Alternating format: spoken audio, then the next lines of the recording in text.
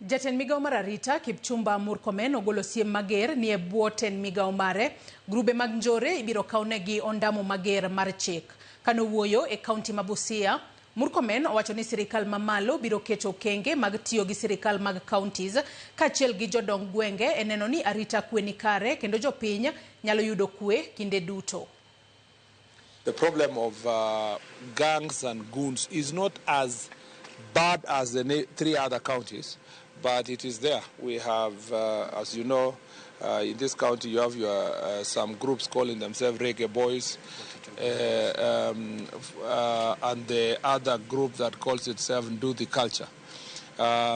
Whereas the original intention was to establish some, social groupings related to the economic activities these young people are involved in. Now it has been turned to, it is turning out to become a kind of a security threat, because it's mopping up to become gangs like the other gangs, which are in the neighboring counties. As you know, of course, there has been also a group called 42 Brothers. In the next county, it's 47 Brothers. In Busia, it's called 18 Brothers. And all these kind of gangs.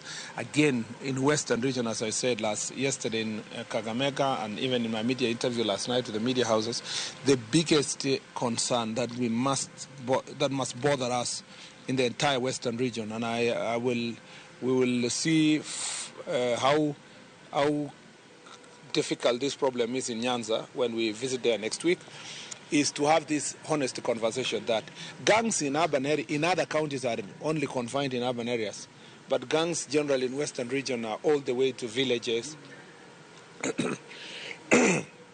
and infiltrating the society.